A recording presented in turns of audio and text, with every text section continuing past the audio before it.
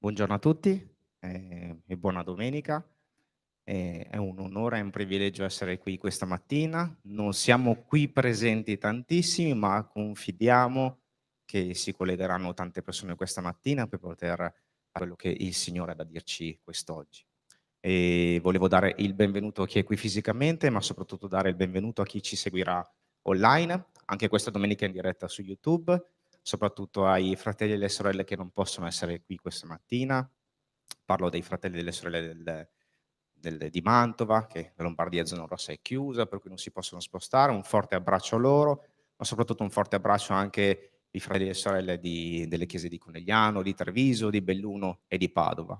E un fortissimo abbraccio anche a chi della chiesa di Verona questa mattina è a casa per vari motivi e mi sento personalmente di abbracciare fortemente Francesco, Lena e i ragazzi, ma soprattutto Antonella, Andrea e Gaia e Giulia. Un forte abbraccio anche per voi.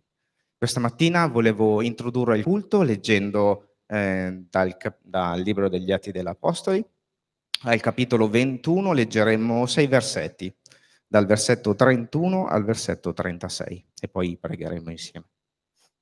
Atti degli Apostoli, capitolo 21, dal versetto 31 al versetto 36. Ora, mentre essi cercavano di ucciderlo, al tribuno della corte giunse la notizia che tutta Gerusalemme era sopra. Immediatamente egli prese dei soldati e dei centurioni, corse verso di loro e questi, visto il tribuno e i soldati, smisero di battere Paolo. Allora il tribuno, avvicinatosi, lo prese e comandò che fosse legato con 2 catene. Poi domandò chi fosse e che cosa avesse fatto. Tra la folla gli uni gridavano una cosa e gli altri un'altra. Non potendo perciò sapere nulla di certo per il tumulto, comandò che fosse condotto nella fortezza. E quando arrivò la gradinata, egli dovette essere portato dai soldati per la violenza della folla, perché la massa del popolo lo seguiva gridando a morte. Signore, ti voglio ancora ringraziare per questa mattina, perché siamo qui nonostante le difficoltà che ci sono in questo paese, ma in tutto il mondo, Signore. Ti volevo pregare per i fratelli che sono qui questa mattina, ma soprattutto per coloro che per vari motivi non possono essere qui. Ti prego per loro, per le loro vite, affinché tu le possa benedire come tu possa benedire le vite di ognuno di noi, Signore. E ti prego che questa mattina possiamo uscire da qua edificati da quello che ci vorrei dire, Signore. E ti prego affinché ognuno di noi possa essere predisposto ad essere edificato dalla tua parola. Ti ringrazio ancora, Signore, per quello che ci darai questa mattina. Ogni cosa sia fatta per il tuo nome e per la tua gloria. Amen. Nella vita molte volte le cose non vanno come noi vogliamo o come noi desideriamo. Se penso alla nascita del mio secondo figlio Tobia, la sua nascita è stata molto diversa da come è nata Erbione prima e Agnese dopo. Mi ricordo che quel giorno, ero arrivato in ospedale e c'erano tanti papà davanti a me perché quel giorno, in ospedale a Borgo Roma avevano programmato tanti tagli cesarei da fare e io ero l'ultimo per cui dovevo aspettare e davanti a me c'erano tanti papà e piano piano tra un'operazione e l'altra, questi papà entravano e pian pianino davanti a me insomma non c'era più nessuno e io ero lì, ero l'ultimo perché dovevo aspettare che mio figlio nascesse e mia moglie partorisse. E sono stato lì ad aspettare, aspetta un po', aspetta un po', aspetta un po' e nessuno mi chiama e incominci a preoccuparti, no, è passato tanto tempo, ma io ero ancora lì ad aspettare e nessuno mi ha chiamato. A un certo punto ricevo una telefonata di mia moglie e mi dice: "Dove sei?" Io le risposi: "Sono qua che aspetto che partorisci." E mi fanno: "Ho già partorito, sono in sala e mi sa che Tobia l'hanno portato al nido." E allora vado al nido e effettivamente Tobia c'era. E e giusto per incoraggiare il papà e per farli sentire in colpa, l'infermiere mi ha detto: "È lei il papà?" "Sì, sono io, certo." E mi fa: "Ma dov'è stato tutto questo tempo?" E io lì ad aspettare che mi chiamavate. Mi fa: "Vabbè, comunque il bambino è lui, insomma sta bene, l'abbiamo misurato, è a posto, c'è solo un'unica cosa: è nato col piedino storto, perché molto probabilmente nella pancia era messo male e è nato col piedino sinistro che andava un po' per di qua, no, e vabbè però mi ha rassicurato l'infermiera, mi ha detto: "Insomma si sistema, basta fare un po' di ginnastica, di terapia e si sistema", no. Ma io non ero tanto preoccupato per quel piedino storto che si fosse sistemato o non si fosse sistemato, non era quella la mia più grande pensiero. Il pensiero era dirglielo alla mamma. E ho pensato: "Adesso chi glielo dice che il suo figlio ha il piedino storto?" Allora vado là, dico: "Guarda, Tobia è a posto, sta bene, tutto a posto, ha un piedino sotto ma va bene, tutto a posto, sì, guarisce, si sistemerà presto." La faccia di mia moglie è stata questa. Oggi quando ripensiamo a quel piedino storto, ridiamo e scherziamo ovviamente e ci diciamo: "Pensa se ci avessero detto all'epoca che nostro figlio era anche autistico." Insomma, molto probabilmente quel piedino storto l'avremmo guardato con uno sguardo diverso. Oggi ridiamo logicamente, però all'epoca mi ricordo benissimo la faccia di mia moglie quando le ho detto che Tobia aveva il piedino storto. Come vi dicevo prima, molte volte nella vita non vanno le cose come noi vogliamo, come desideriamo. E molto probabilmente anche Paolo, nella situazione che si trovava, che abbiamo letto adesso negli Atti degli Apostoli, non si immaginava di essere, rinchiuso, imprigionato nel tempio per non aver fatto esattamente nulla. Molte volte nella vita noi pensiamo che le cose che ci accadono possono essere ingiuste. Ho perso il lavoro, ho litigato con mia moglie, ho litigato con mio marito, al lavoro va male, ho dei colleghi poco simpatici, la società è brutta, tutti mi vogliono male. Molte volte si può pensare che la vita sia ingiusta, ma dobbiamo ricordarci che il Signore, quello che vivia quello che viviamo ogni giorno, è qualcosa che ci costruisce un pezzettino della nostra vita che il Signore ci costruisce per noi. È qualcosa che il Signore ci sta preparando per un futuro. Molte volte noi stiamo a vedere il problema, stiamo a vivere le circostanze di quello che stiamo vivendo, vediamo quello che stiamo vivendo e molte volte ci facciamo scoraggiare dalle circostanze. Ma il Signore ci dice: "Non sgomentarti, non avere paura, perché quello che sto costruendo è solo un pezzettino della tua vita, è solo un pezzettino di quello che farò di te."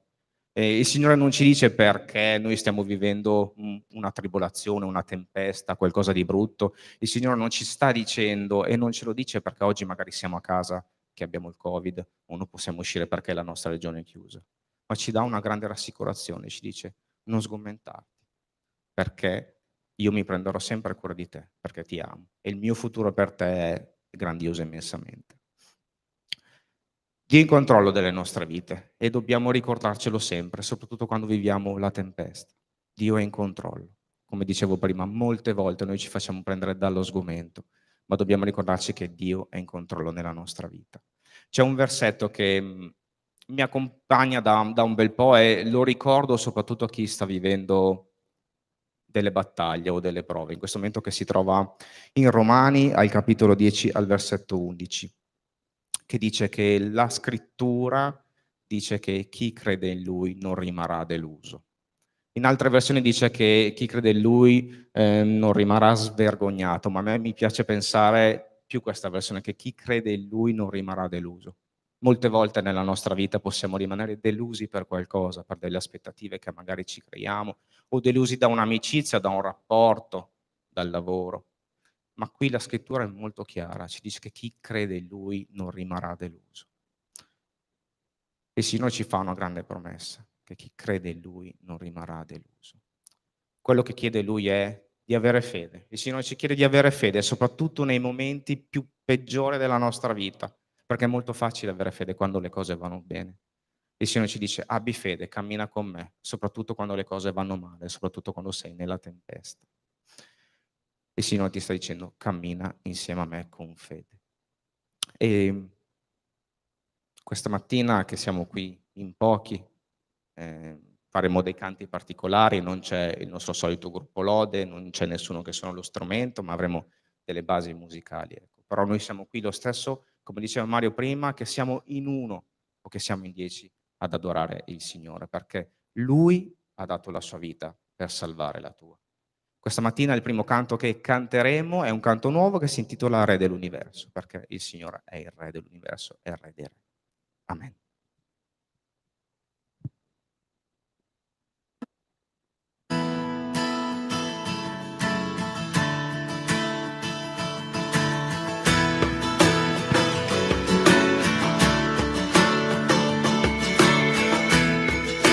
Re dell'universo, eterno creatore, i cieli sono il tuo tempio, gloria all'Altissimo, Dio che dà sempre meraviglie fai. Tu sei santo, santo, l'universo annuncia la tua maestà. Tu sei santo, santo, Re dell'universo, Re dell'universo, Re dell'universo.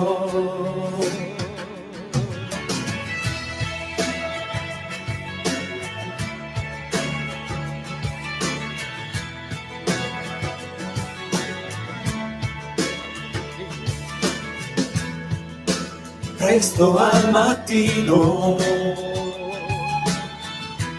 loderò il nome tuo e sotto stelle risplendenti le mani alzerò, le mie mani alzerò. Dio che dà sempre meraviglie fai. Tu sei santo, santo, l'universo annuncia la tua maestà. Tu sei santo, santo, Re dell'universo, Re dell'universo, Re dell'universo. alleluia, Re dell'universo, alleluia, Re dell'universo, alleluia, Re dell'universo.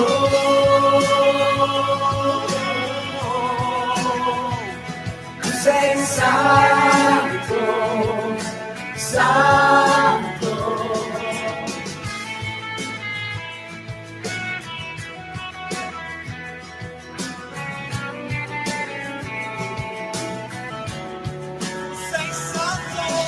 Dio che dà sempre meraviglie fai. Tu sei santo, santo, l'universo annuncia la tua maestà. Tu sei santo, santo, Dio che dà sempre meraviglie fai. Padre santo, santo, l'universo annuncia la tua maestà. Tu sei santo, santo, Dio che dà sempre meraviglie fai. Tu sei santo, santo, l'universo annuncia la tua maestà. Tu sei santo, santo, tu sei santo, santo.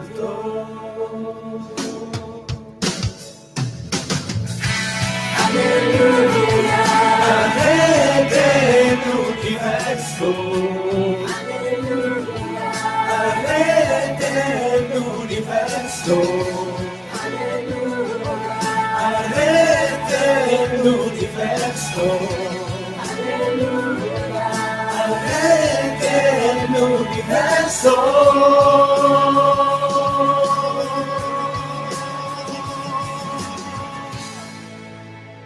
Signore, vogliamo ringraziarti questa mattina. Vogliamo darti tutta la lode, Padre.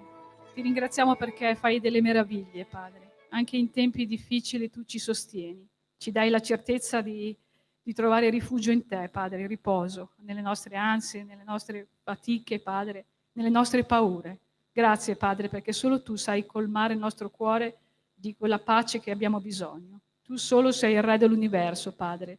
A te non sfugge niente. Il controllo, Padre, appartiene a te.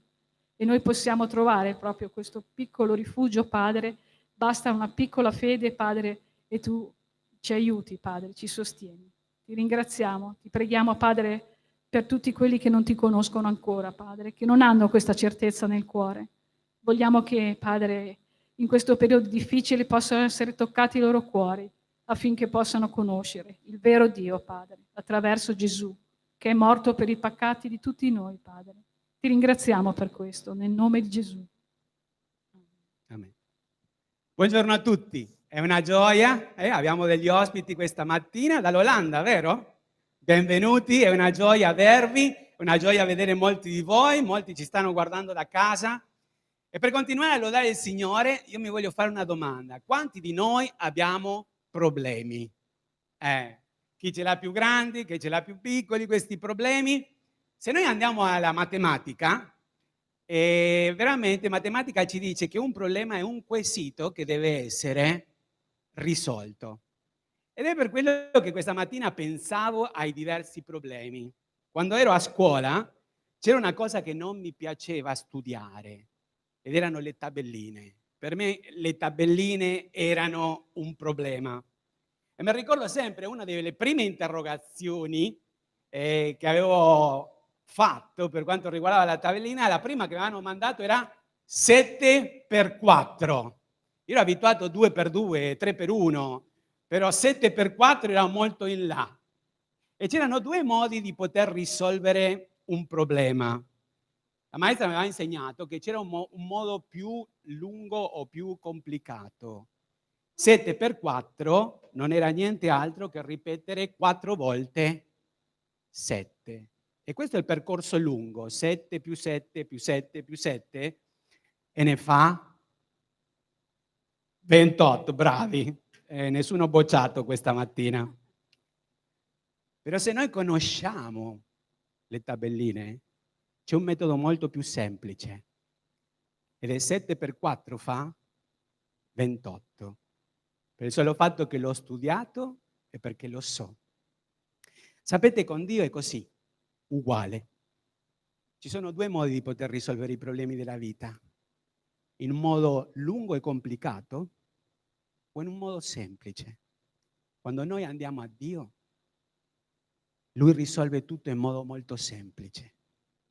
E la promessa sua è che Lui non ci lascia, Lui non ci abbandona. Lui è sempre con noi. E Lui vuole che noi portiamo i nostri pesi a Lui. E ciò che è complicato, è difficile. Sapete, alcune volte mi domandano, pastore, ma la vita è difficile? E io rispondo, sicuramente può essere difficile, ma con Dio tutto diventa meno complicato. Perché se Dio è per noi, chi sarà contro di noi?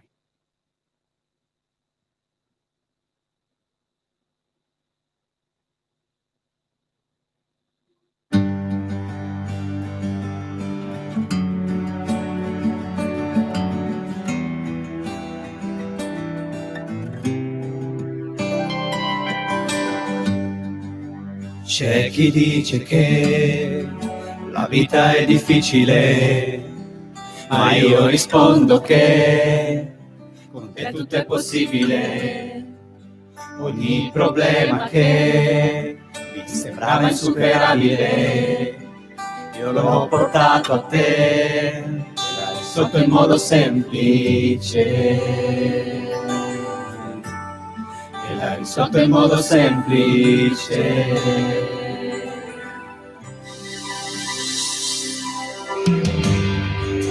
C'è chi dice che la vita è difficile, ma io rispondo che con te tutto è possibile. Ogni problema che mi sembrava insuperabile, io l'ho portato a te e l'hai risolto in modo semplice. E l'hai risolto in modo semplice. E l'hai risolto in modo semplice. E l'hai risolto in modo semplice.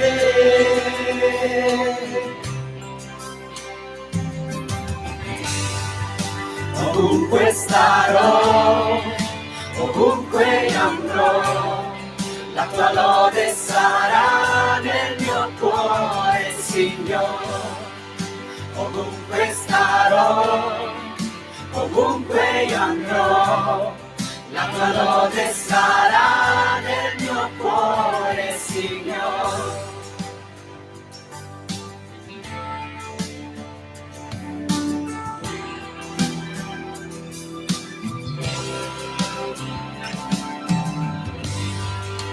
C'è chi dice che la vita è difficile, ma io rispondo che con te tutto è possibile. Ogni problema che mi sembrava insuperabile, io l'ho portato a te e l'hai risolto in modo semplice. E l'hai risolto in modo semplice. E l'hai risolto in modo semplice. E l'hai risolto in modo semplice.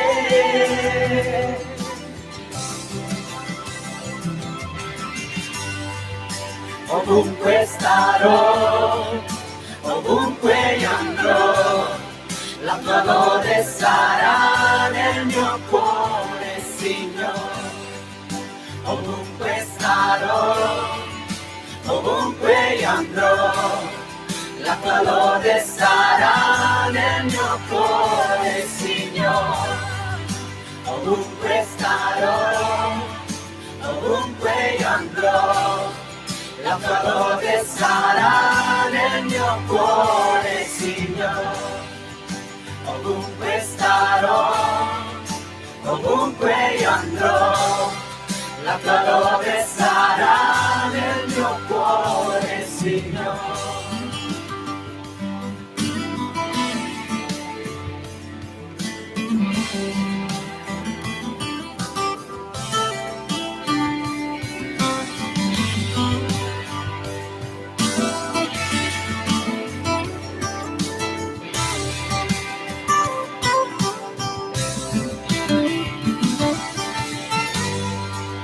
Ovunque starò, ovunque io andrò, la tua lode sarà nel mio cuore, Signore.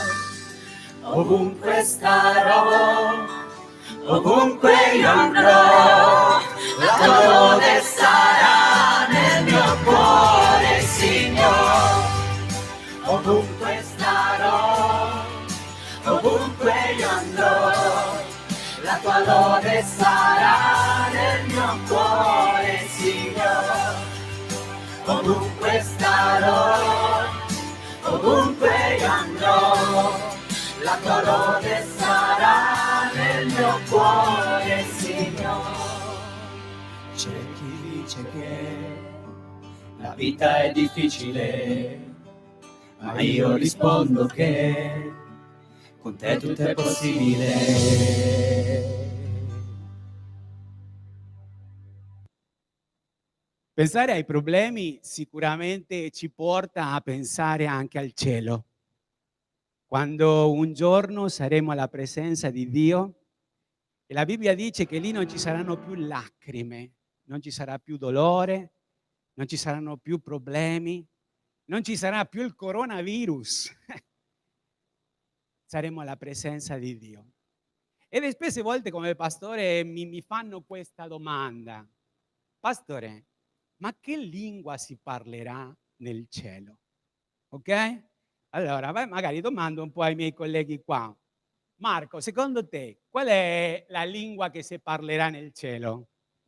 Credo il Veneto. Il Veneto? Ok, no, passiamo un pochino più seri. Secondo te, Maria, che lingua si parlerà nel cielo? La lingua degli angeli. La lingua degli angeli. Ok. Va bene. Secondo te, Andreina? Italiano. Italiano. Perché? Perché tu non riesci a imparare un'altra lingua o... Anche. Beh, se domandassi a voi, ai fratelli diranno olandese sicuramente, no? E loro diranno portoghese. Voi direte pugliese? No. Possiamo dirlo così. Beh, quando uno fa una ricerca approfondita, no? Io da pastore, ovviamente al pastore sempre gli fanno domande, devo sempre rispondere biblicamente. Io sono convinto che nel cielo parleremo lo spagnolo, ok? Per il solo fatto che io sono argentino, allora si parlerà. Guardate come suona bene. Dio è buono, Dios es bueno. Non suona bene? È bello, giusto? Ha messo un canto nuovo nel mio cuore. Dios puso un cantico nuovo en mi corazón. È bellissimo, no? Meglio del portoghese, come no? Cioè, giusto, ecco. Dice, nell'oscurità brillerà il suo amore. En la oscuridad va a brillar su amor. E poi dice, grande Dio, santo è Dio, fedele Dio. Dios es grande, Dios es bueno, Dios es santo y es siempre fiel. Perciò questa mattina canteremo anche in spagnolo, ok? Cercando di assaporare un pochino quello che è il cielo. Però allo stesso tempo, mentre stiamo facendo questo, sentite bene la libertà, qua ci sono le cassette dell'offerta, se volete fare un'offerta questa è la vostra opportunità. E nel frattempo però la canzone ce l'avete lì sul foglio e lodiamo il Signore anche con questa piccola sfida di cantare anche in spagnolo, ok?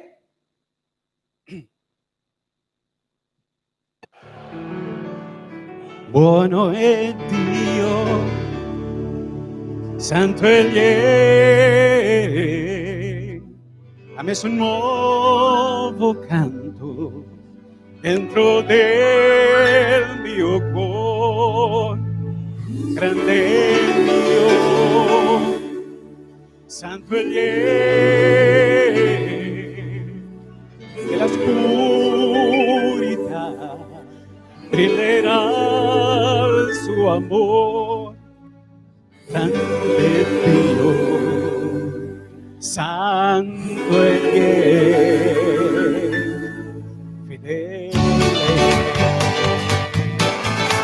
Bueno es Dios, siempre fiel, puso un canto nuevo en mi corazón. Bueno es Dios, siempre fiel, en la oscuridad brillará su amor. Bueno es Dios,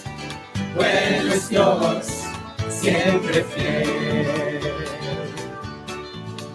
Se ti trovi nel dolore e c'è buio intorno a te, Caccia via la paura, perché Dio è con te. Il suo amore non si allontana, non ti abbandona e non ti lascia mai. Bueno es Dios, siempre fiel, puso un canto nuevo en mi corazón. Bueno es Dios, siempre fiel, en la oscuridad brillará su amor. Bueno es Dios,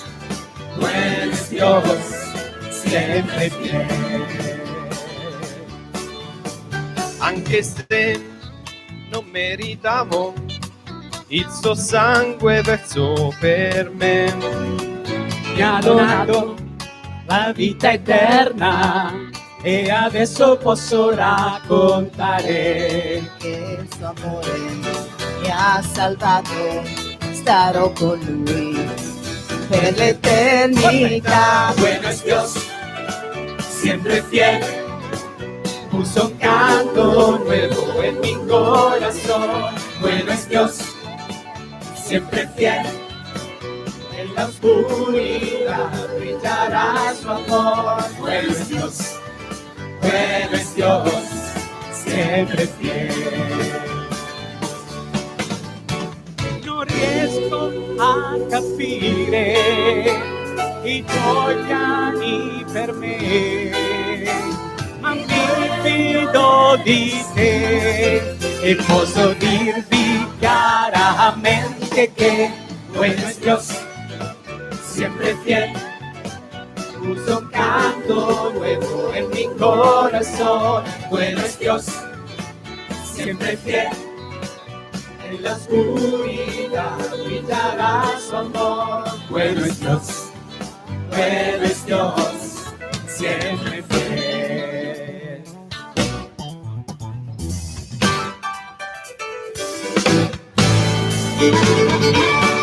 Egli ha messo nella mia bocca un cantico nuovo, a lode del nostro Dio. Molti vedranno questo e tremeranno e confideranno nel Signore. Celebrate l'Eterno perché Egli è buono, perché la sua benignità dura in eterno. L'Eterno ha fatto cose grandi per noi e noi siamo nella gioia. Bueno es Dios, siempre fiel. Puso un canto nuevo en mi corazón. Bueno es Dios, siempre fiel. En la oscuridad brillará su amor. Bueno es Dios, bueno es Dios, bueno es Dios. Grande es Él, bueno es Dios, grande es Él, siempre fiel.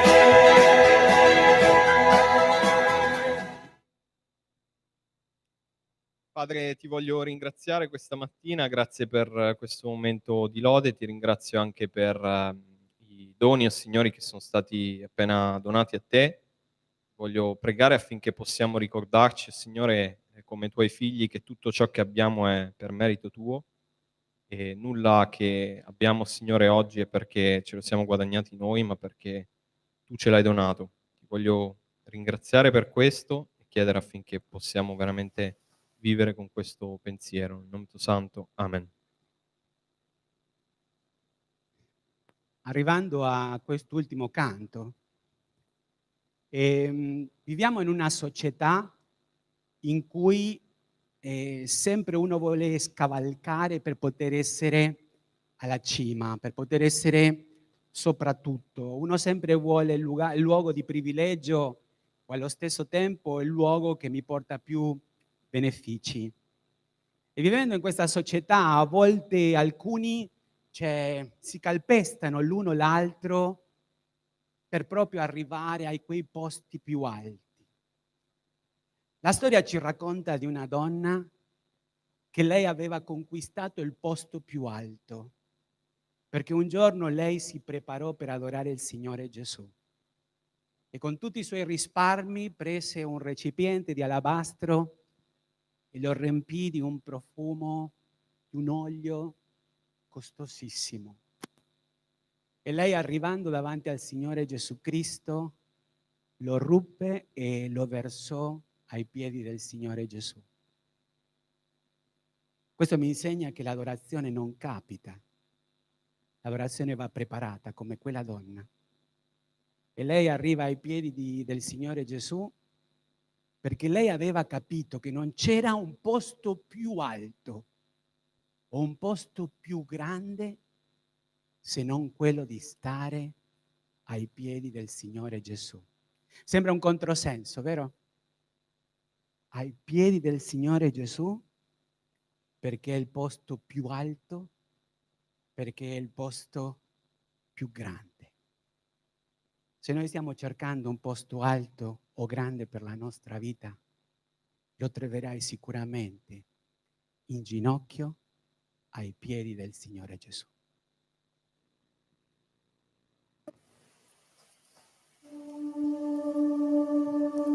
Chi inizia le sue battaglie in ginocchio alla presenza di Dio terminerà in piedi vedendo miracoli. Stando ai piedi di Gesù, di dietro piangendo, cominciò a rigargli di lacrime i piedi e li asciugava con i suoi capelli, li baciava e ribaciava i piedi e li ungeva con l'olio.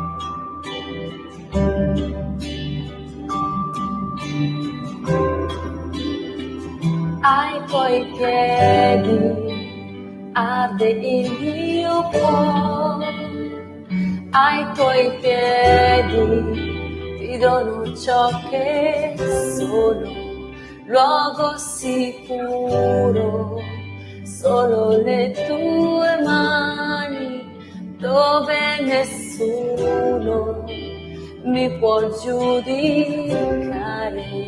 Mi perdonasti, mi accettasti alla tua presenza, mi rialzasti ed io mi prostro ad adorarti. Non c'è un luogo più alto, più grande, che stare ai piedi tuoi, che stare ai piedi tuoi. Non c'è un luogo più alto, più grande, che stare ai piedi tuoi, che stare ai piedi tuoi. Ai tuoi piedi arde il mio cuore, ai tuoi piedi ti dono ciò che sono, luogo sicuro, solo le tue mani, dove nessuno mi può giudicare. Mi perdonasti e accettasti alla tua presenza, mi rialzasti ed io mi prostro ad adorarti. Non c'è un luogo più alto, più grande, che stare ai piedi tuoi, che stare ai piedi tuoi. Non c'è un luogo più alto, più grande, che stare ai piedi tuoi, che stare ai piedi tuoi. Non c'è un luogo più alto, più grande, che stare ai piedi tuoi, che stare ai piedi tuoi. Non c'è un luogo più alto, più grande, che stare ai piedi tuoi, che stare ai piedi tuoi. E qui voglio restare prostrato ai piedi tuoi.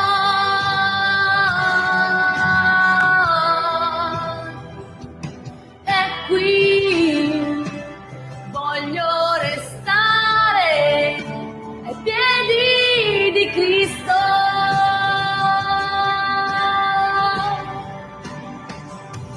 E qui voglio restare prostrato ai piedi tuoi.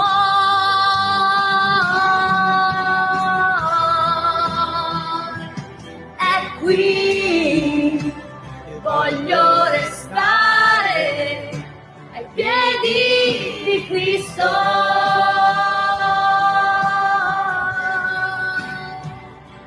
Non c'è un luogo più grande che stare ai piedi tuoi, che stare ai piedi tuoi. Non c'è un luogo più alto, più grande, che stare ai piedi tuoi.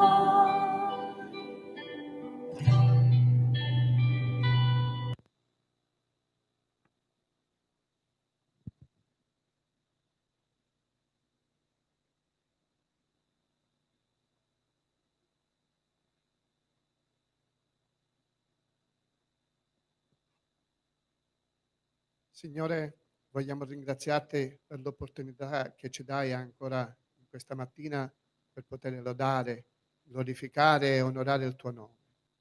Ti ringraziamo per l'opportunità che ci dai di poter prestare questo servizio per te e per il tuo popolo. In questa occasione, Padre, vogliamo mettere davanti a te questo momento particolare che sta attraversando la tua creazione, la terra, i tuoi figlioli, tutte le persone di questo mondo. Le metto davanti al trono della tua grazia affinché tu possa risolvere questo problema. Ma maggiormente ti prego affinché tu possa dare l'opportunità ad ognuno di noi e a quanti altri possano rivolgerti a te, di poter lodare il tuo nome non per quello che puoi fare, ma per quello che sei, perché sei il nostro Dio, sei il nostro Creatore, sei il nostro Salvatore. Ancora in questa occasione vogliamo presentarti tutti quelli che stanno soffrendo per questa condizione. Sostienili, benedicili, guariscili, ma soprattutto ti prego affinché nessuno di noi possa perdere mai la fiducia nei tuoi confronti e nell'opera che tu puoi fare in ognuno di noi.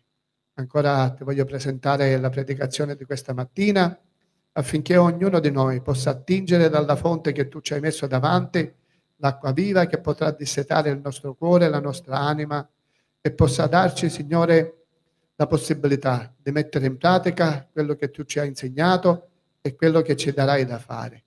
Grazie Padre, in Cristo Gesù che è benedetto in eterno. Amen.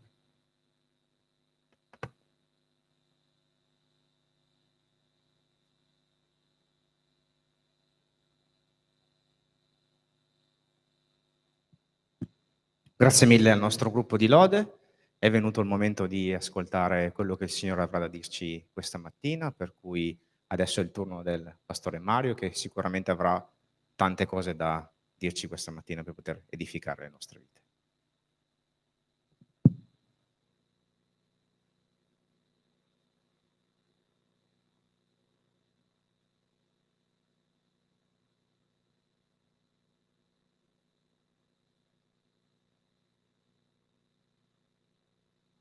Buongiorno a tutti, è una gioia avervi questa mattina, siamo veramente una manciata di persone qui, però veramente molto gioiosi di poter godere questo momento insieme a voi. Che siate i benvenuti, che Dio vi benedica e benediciamo anche tutte le persone che sono collegate online in questo momento.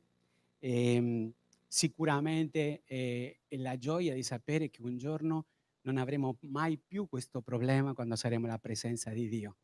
Non ci sarà bisogno di un collegamento, saremo lì tutti insieme alla presenza di Dio e quello sarà stupendo.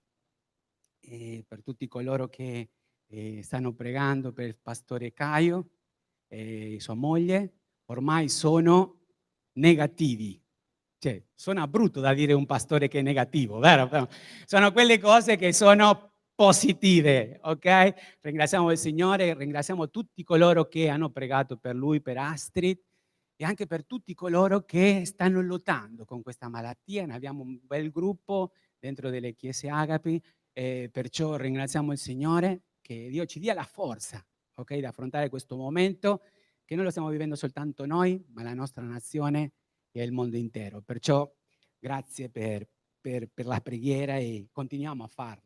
Ok? Questa mattina il tema è molto molto interessante, no? L'unione nel combattimento porta alla vittoria. Cioè, questo è meraviglioso. Noi andremo a leggere il libro di Filippesi, è quello che stiamo studiando, ci troviamo nel capitolo 1. Oggi leggeremo dal versetto 27 fino al versetto 30. E dice così: soltanto comportatevi in modo degno del Vangelo di Cristo, affinché sia che io venga a vedervi, sia che io resti lontano, senta dire di voi che state fermi in uno stesso spirito, combattendo insieme con un medesimo animo per la fede del Vangelo. Per nulla spaventati dagli avversari, questo per loro è una prova evidente di perdizione, ma per voi di salvezza, e ciò da parte di Dio. Perché vi è stata concessa la grazia rispetto a Cristo, non soltanto di credere in Lui, ma anche di soffrire per Lui, sostenendo voi pure la stessa lotta che mi avete veduto sostenere e nella quale ora sentite dire che io mi trovo. Ricordate, in queste ultime settimane stiamo vedendo, no, come Paolo era in sintonia con la chiesa di Filippo. Abbiamo visto, Signore, il grande amore che Paolo aveva per loro e il grande amore che loro avevano per Paolo. Erano proprio in sintonia.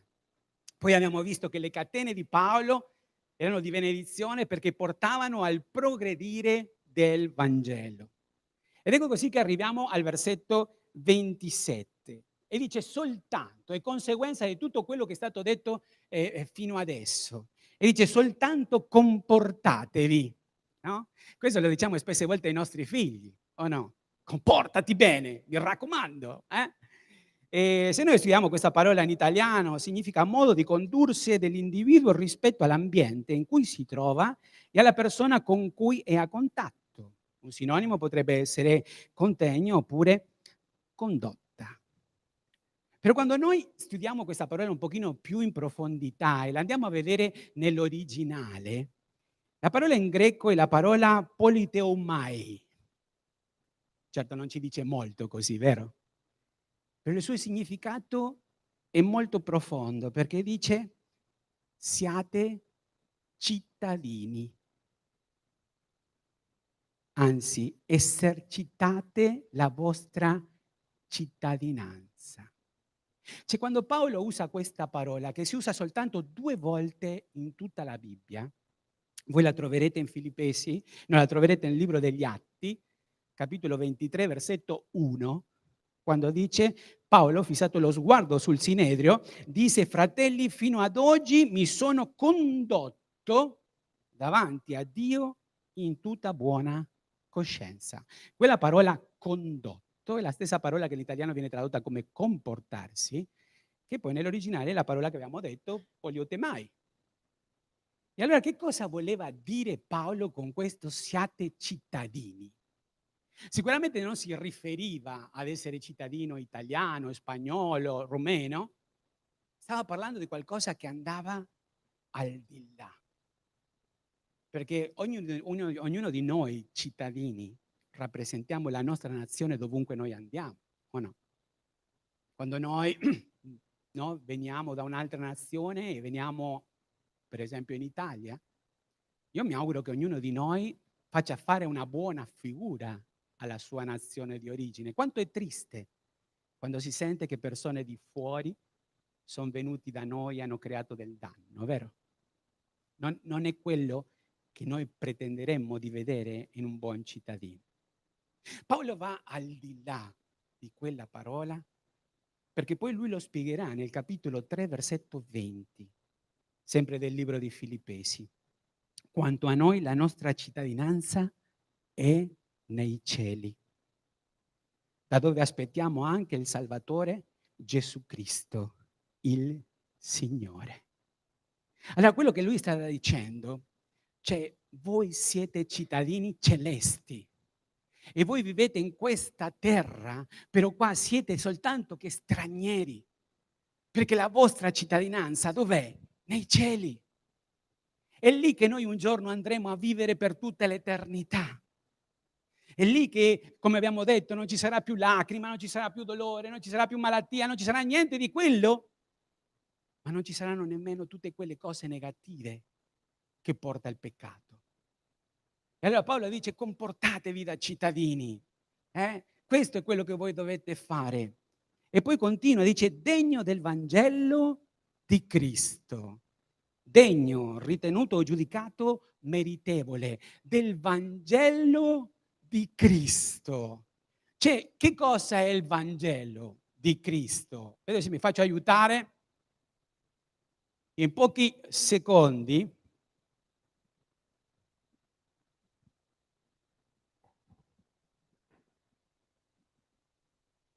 ecco qui tutto il Vangelo. Tutto il Vangelo di Cristo. Sapete, la Bibbia dice che tutti noi siamo peccatori e siamo privi della gloria di Dio. La Bibbia dice chiaramente che non c'è giusto nemmeno uno. Ecco perché la Bibbia diceva chiaramente che noi siamo morti nei nostri falli, nei nostri peccati. Ed essendo in quella condizione, nessuno di noi poteva pagare per se stesso.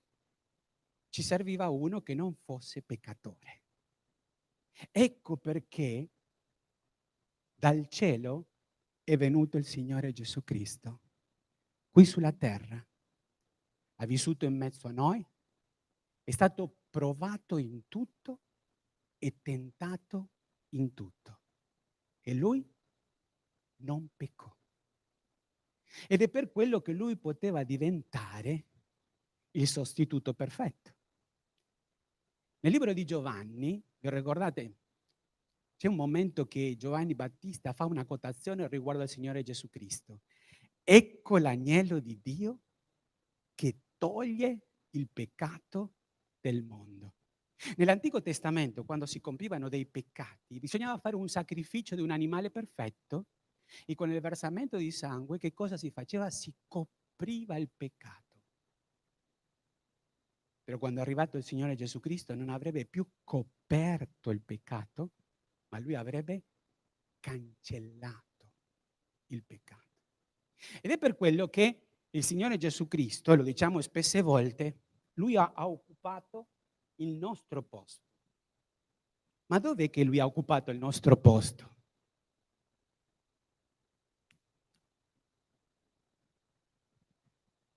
Sulla croce.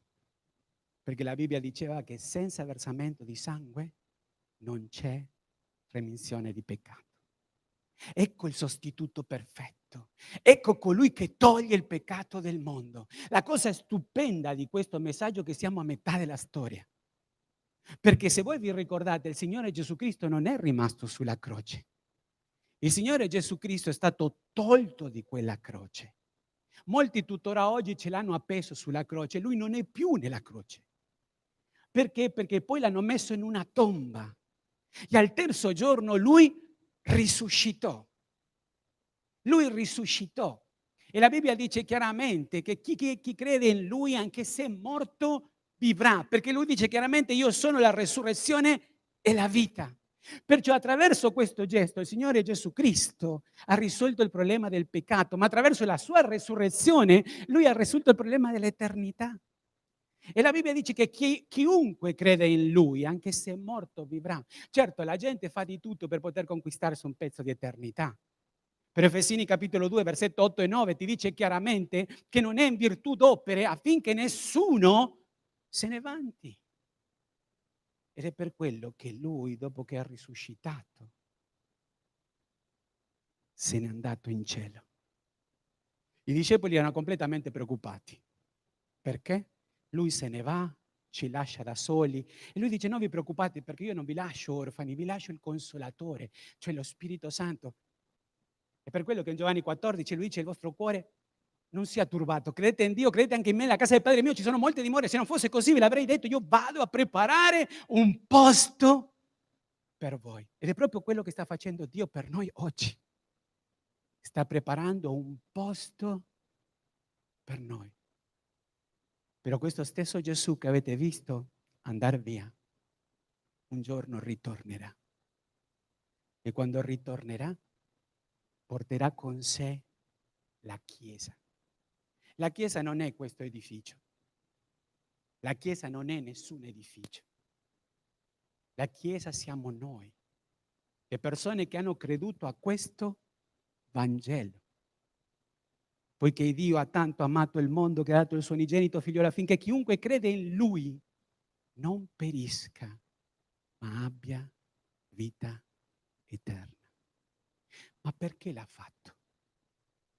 Perché Gesù l'ha fatto? Perché Dio Padre ha mandato a suo figlio a morire sulla croce? Perché aveva un grande cuore. Perché l'ha fatto per amore. L'ha fatto per amore di me, l'ha fatto per amore di te. Senza questo meraviglioso Vangelo nessuno di noi avrebbe avuto mai la possibilità della vita eterna. È per quello che in Romani capitolo 1 versetto 16 Paolo dirà: poiché non mi vergogno del Vangelo, perché esso è la potenza di Dio per la salvezza dell'uomo, del giudeo per primo e poi del greco. Perciò comportiamoci da cittadini, questo è il nostro passaporto. Chiunque abbia accettato questo meraviglioso Vangelo, la Bibbia dice che ti ha scritto il tuo nome nel libro della vita dell'agnello. E quando il Signore ritornerà, ti porterà con sé. La settimana scorsa vivevamo che Paolo diceva: per me il vivere è Cristo e il morire è guadagno. Paolo era lì, aspettava il Signore, oppure se il Signore non veniva, lui sapeva che se era assente nel corpo sarebbe stato presente con Cristo, non per i meriti suoi, ma per l'opera che ha fatto Cristo per amore.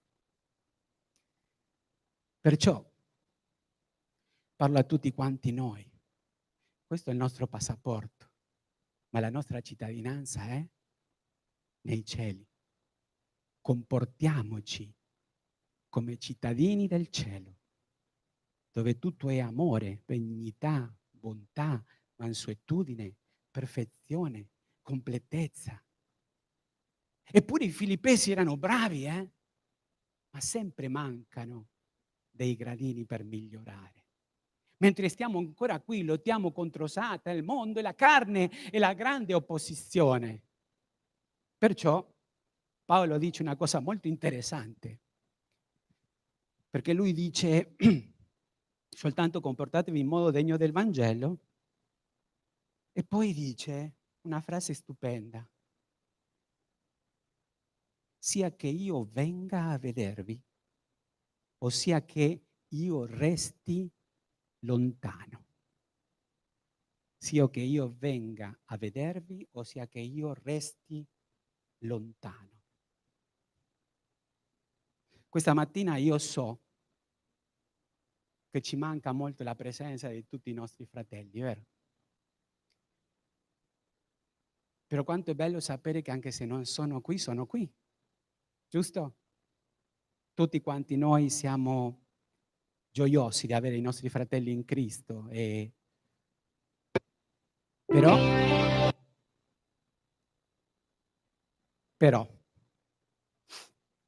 quello che è importante, come diceva Paolo, cioè che io sia presente e che io non sia presente non cambia assolutamente niente, giusto?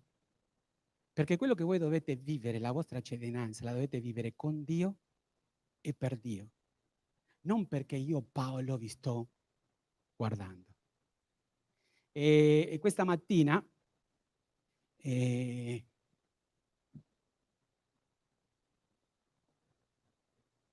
un gruppo di persone abbastanza grande che sentiamo molto la loro presenza, la loro mancanza di presenza.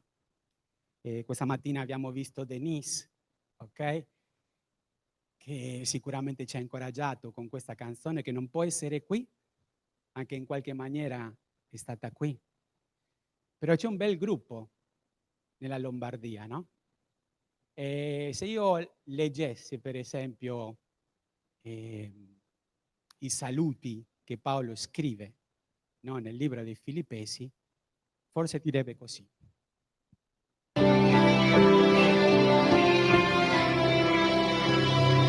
i fratelli che sono nella Lombardia con me vi salutano. Fede è fare affidamento su un Dio che ha tutto sotto controllo quando le cose vanno a pezzi, certi che abbia una via d'uscita.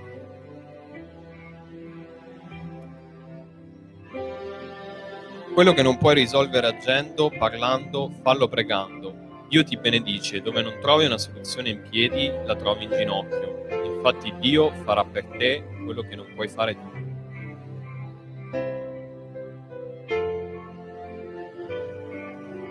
Sì, cari fratelli, Dio è buono e ha messo un nuovo cantico nel nostro cuore. Per questo motivo. Noi ringraziamo il Signore perché Lui è fedele. Amen. Ringrazio Dio perché è buono e ci ama. Ciao fratelli, noi ringraziamo l'Eterno perché è buono. Io ringrazio il Signore perché si prende cura di noi. Io ringrazio l'Eterno perché è potente. Io ringrazio il Signore perché ci protegge. Ciao a tutti, io ringrazio il Signore che non ci lascia e non ci abbandona. Non importa ciò che i tuoi occhi vedono, dichiara le sue promesse. Su qualunque situazione, contrasta i pensieri negativi con la parola di Dio.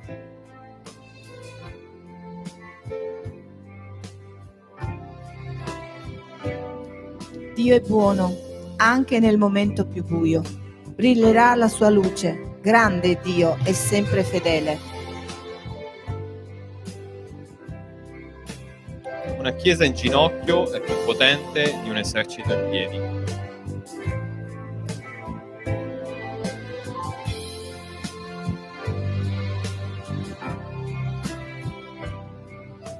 Quanto è difficile non poter essere tutti uniti, vero? Di solito questa mattina qua eravamo in tanti, giusto? Però questo non è un problema, perché Dio ci ha permesso di stare oggi qua uniti. Da sempre Satana, fin dall'inizio, ha voluto cercare di separare. Lo fa nelle famiglie. La Bibbia dice che ciò che Dio ha unito l'uomo non lo deve separare e purtroppo viviamo una realtà che continuamente questo succede. Lo viviamo nell'ambiente di lavoro, lo viviamo a scuola, ma è ancora più triste perché lo vediamo nelle chiese. Quando persone si sforzano invece di essere uniti, nonostante le nostre differenze, cercano la divisione, magari correndo dietro i propri diritti. Io mi domando, era facile vivere nella chiesa di Filippi? C'erano un sacco di persone completamente diverse. Se voi vi ricordate come è iniziata quella chiesa, cioè la prima persona che accetta il Signore a Filippi era proprio Lidia. Lidia era una donna d'affari, lei vendeva la porpora, aveva una sicuramente grandissima posizione economica insieme alla sua famiglia. Però vi ricordate anche che quando Paolo e Sila si trovavano in prigione, che il carceriere, quando loro sono stati liberati attraverso la manifestazione meravigliosa di Dio, il carceriere si stava per suicidare. Perché dice adesso lui sarà libero e io come faccio? E noi sappiamo che Paolo portò a Cristo al carceriere e la parola di Dio ci racconta che non soltanto ha accettato il Signore lui, ma anche tutta la famiglia. E lì ci troviamo sicuramente con una persona molto benestante e poi una guardia che aveva sì e non una classe media economica. Però voi vi ricordate perché Paolo si trovava in prigione? Ricordate quell'evento quando stava questa donna che disturbava Paolo e che lei praticamente serviva i suoi proprietari indovinando il futuro. E poi quando quella donna viene liberata diventa disoccupata perché i suoi proprietari la lasciano via e noi ci troviamo lì con una persona povera. 3 ambienti diversi, 3 modi di fare sicuramente diversi, tutti uniti attraverso il Vangelo di Cristo Gesù. Tutti uniti attraverso l'amore di Dio. Tutti uniti per uno scopo preciso, il Vangelo di Cristo Gesù. Versetto 28 dirà, per nulla spaventati dagli avversari. Questo è per loro una prova evidente di perdizione, ma per voi di salvezza, e ciò da parte di Dio. Vi ricordate nell'ultimo messaggio io avevo domandato se tu puoi scegliere la via dell'avversità, la sceglieresti? Paolo si trovava a consolare i suoi filippesi, persone che lui amava, che ogni volta che pregava per loro sicuramente gioiva. Sicuramente c'erano cose da migliorare, però veniva questa grande opposizione, c'era un po' di divisione interna, ma allo stesso tempo c'era grande opposizione da parte di fuori. E quando viene l'avversità, qual è il pensiero che devo avere? Ricordate la canzone? La canzone dice, c'è chi dice che la vita è difficile. Quella è un po' l'idea che Satana ci vuole vendere, tutto è difficile, tutto è impossibile, tutto non ce la facciamo, come faremo? E da un'altra parte Dio mi dice se Dio è per noi, chi sarà contro di noi? Prima Corinzi ci racconta e ci dice chi ci separerà dell'amore di Cristo? E fa un lungo elenco di cose che ci potrebbero separare dell'amore di Cristo e non ci può separare niente dell'amore di Cristo perché l'amore di Cristo è perfetto, è eterno. quell'amore che ha versato nei nostri cuori, che non ci lascia e non ci abbandona. Opposizioni ci saranno, certo. La vita di Paolo è stato un elenco di opposizione, di problemi risolti in modo semplice, o no? Vi ricordate lì a Filippi nella prigione, in modo semplice? L'abbiamo già detto questo, ma lo ripeto perché è necessario ricordarselo. Loro erano in prigione, nel cuore della notte Paolo e Sila cominciano a cantare. Qual è l'inno che hanno cantato? Io penso che c'è chi dice che la vita è difficile. E il Signore dice, ma io ti dico che con te è tutto possibile. E vi ricordate cosa è successo quella notte? Dice che si sono aperte i cancelli si sono aperti, sono spezzate le catene. In modo semplice Dio ha risolto quel problema. Tu che sei a casa o tu che sei qui, forse sei incatenato ai tuoi problemi, perché ancora ti stai comportando come cittadino di questo mondo e non ti stai comportando come cittadino del cielo. Colossesi capitolo 3 dice che il nostro sguardo deve essere verso le cose di lassù, perché quella è la nostra cittadinanza. Certo, pastore, questo è molto facile a dire e molto difficile da fare. Versetto 29. Perché vi è stata concessa la grazia rispetto a Cristo, non soltanto di credere in Lui, ma anche di soffrire per Lui. La grazia di credere in Lui, vi ricordate Efesini 2, 8 e 9, l'abbiamo detto, infatti è per grazia che siete stati salvati e ciò non viene da voi, è il dono di Dio, non in virtù d'opere affinché nessuno se ne vanti. Quello è il Vangelo, l'abbiamo già detto. E Dio vi ha dato quella grazia, quel favore non meritato. Ma poi dice che vi ha dato la grazia anche per soffrire per Lui. E Paolo questo l'aveva sperimentato in 2 Corinzi capitolo 12 versetto 9 quando dice ed egli mi ha detto la mia grazia ti basta perché la mia potenza si dimostra perfetta della debolezza. Perciò molto volentieri mi vanterò piuttosto nelle mie debolezze affinché la potenza di Cristo riposi su di me. Questa mattina ti senti forte o ti senti debole? Se ti senti debole forse è un buon segno, perché è il momento di afferrarsi della grazia di Dio. Questa settimana parlavo con una delle nostre sorelle e lei mi diceva, pastore, noi ci stavamo preparando per l'evangelizzazione nel periodo di Natale. Eravamo tutti entusiasti in questa preparazione e passa qualche giorno e veniamo colpiti dal coronavirus. E questa matematica a volte non quadra nella nostra vita. Signore, sto facendo qualcosa per te, perché tu permetti che questa cosa negativa si verifichi nella mia vita?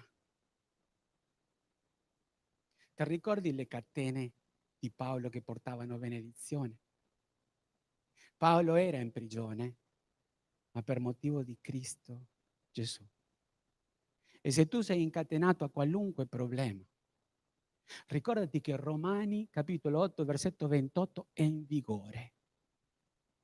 E ti dice, or noi sappiamo che tutte le cose, anche il coronavirus, coopera al bene di quelli che amano Dio.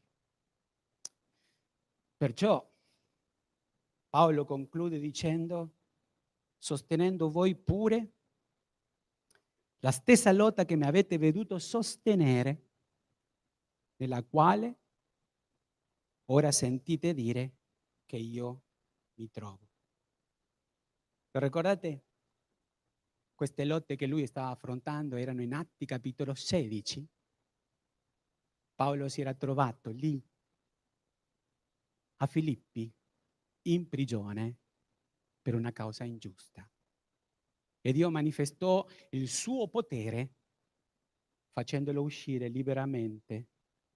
Però la cosa più importante quella sera non è che Paolo e Sila sono usciti liberamente dal carcere, è che il carceriere era venuto a conoscere Cristo come personale salvatore. E non solo lui, ma anche la sua famiglia. Adesso nuovamente Paolo si trova in prigione. Forse siamo alla fine già dei suoi giorni. E ancora una volta un uomo che non si lamenta per quelle catene, perché è servito perché molti credenti predicassero di più. È servito anche molti credenti venissero incoraggiati di sapere che una persona anche nella situazione più difficile sta onorando e lodando Dio. È per quello che lui è riuscito a dire: per me il vivere è Cristo, il morire è guadagno. Come concludiamo questa mattina? La grazia di Dio è sufficiente anche per me? Se qualcosa che è apparentemente negativa colpisce la mia vita, come l'affronterò? Buttandomi giù, prendendomela con Dio, arrabbiandomi per quello che mi sta succedendo? Oppure, Signore, io voglio questa equazione matematica. Io voglio vedere ciò che per me è complicato, tu lo risolvi in modo semplice. Perché è stato semplice o no attraversare le acque del Mar Rosso? Loro non hanno fatto niente. Mosè ha alzato solo il bastone e tutta la nazione è passata all'asciutto. È stato semplice anche per il popolo di Israele durante il deserto alzarsi ogni mattina 6 volte la settimana e trovare la manna bella e pronta perché loro potessero mangiare.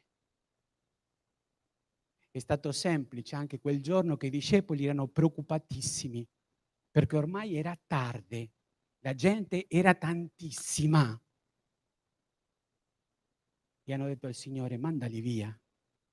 E il Signore le ha detto: fateli sedere. Cosa ci avete? 5 pani e 2 pesciolini. E noi sappiamo che in un modo molto semplice il Signore fece il miracolo della moltiplicazione dei pani e dei pesci. Lo sai?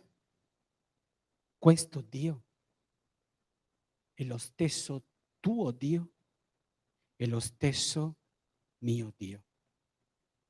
E se noi vogliamo vedere le grandi cose di cui ci raccontava Andreina nel versetto, vero? Grandi cose ha fatto l'Eterno per noi e noi siamo nella gioia.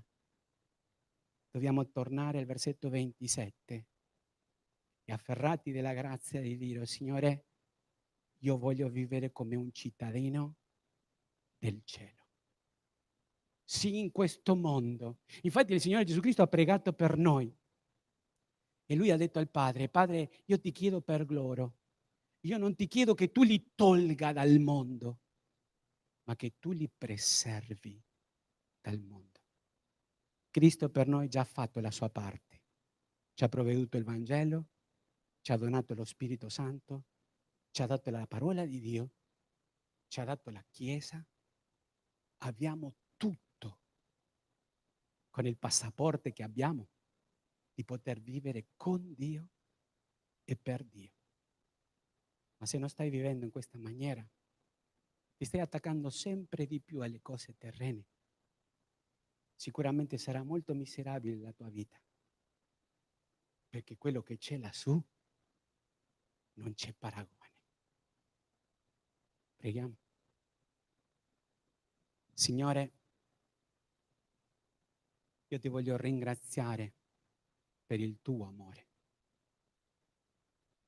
Io ti voglio dire, Signore, questa mattina che io non voglio essere un cittadino qualunque. Io voglio essere un cittadino del cielo che ti ama, che ti segue, che si afferra della tua grazia per poter, Signore, vivere con te e per te. Però davanti ai problemi della vita, Signore, io ti voglio chiedere che cominci a vedere le cose non come le vedo io, perché quando io vedo i problemi con i miei occhi, io vedo che tutto diventa complicato e difficile. Io voglio uscire da questo posto, Signore, guardando i problemi come li guardi tu. Come quel bambino che ha portato i 5 pani e 2 pesciolini, dandolo ai discepoli, perché lui sapeva che se arrivava alle mani di Gesù, Gesù avrebbe fatto grandi cose. Signore, aiutaci a vedere i problemi come i cittadini del cielo. Questo te lo chiediamo nel nome di Cristo Gesù. Amen.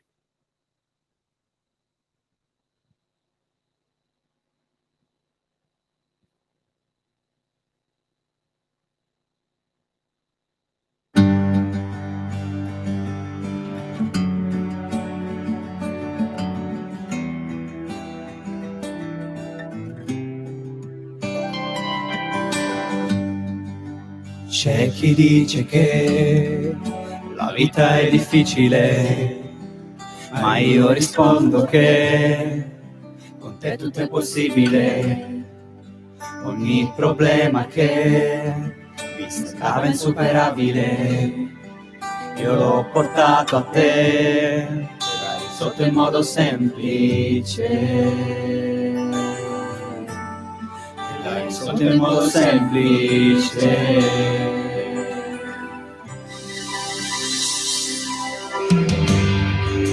C'è chi dice che la vita è difficile, ma io rispondo che con te tutto è possibile. Ogni problema che mi sembrava insuperabile, io l'ho portato a te e l'hai risolto in modo semplice. E l'hai risolto in modo semplice. E l'hai risolto in modo semplice. E l'hai risolto in modo semplice. Forza adesso, Ovunque starò, ovunque andrò, la tua lode sarà nel mio cuore, Signore.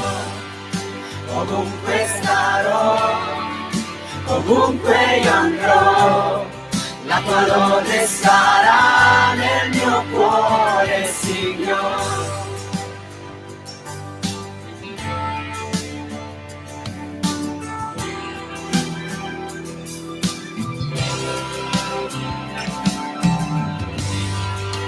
C'è chi dice che la vita è difficile, ma io rispondo che con te tutto è possibile. Ogni problema che mi sembrava insuperabile, io l'ho portato a te e l'hai risolto in modo semplice. E l'hai risolto in modo semplice. E l'hai risolto in modo semplice. E l'hai risolto in modo semplice.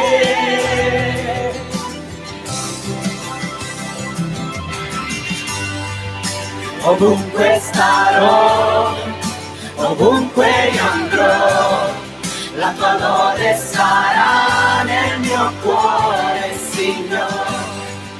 Ovunque starò, ovunque andrò, la la tua lode sarà nel mio cuore, Signore. Ovunque starò, ovunque io andrò, la tua lode sarà nel mio cuore, Signore.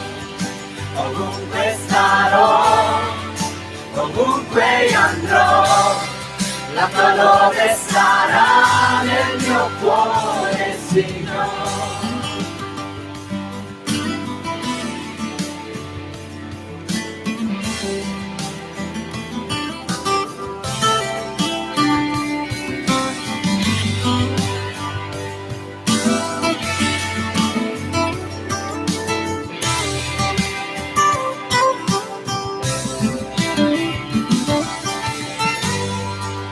Ovunque starò, ovunque io andrò, la tua lode sarà nel mio cuore, Signore. Ovunque starò, ovunque io andrò, la tua lode sarà nel mio cuore, Signore. Ovunque starò, ovunque io andrò, la tua lode sarà nel mio cuore, Signore. Ovunque starò, ovunque io andrò, la tua lode sarà nel mio cuore, Signore. C'è chi dice che la vita è difficile, ma io rispondo che con te tutto è possibile.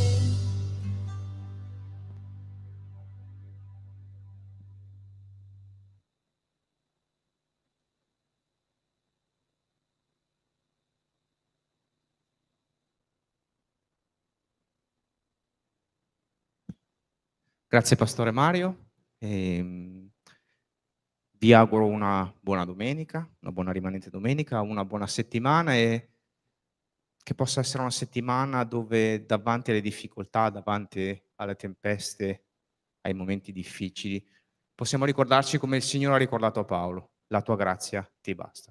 Anzi, la mia grazia ti basta, scusate. Che possa la grazia del Signore, anzi che noi possiamo ricordarci della grazia del Signore davanti alle prove e alle difficoltà. Una buona domenica e una buona settimana ancora. Amen.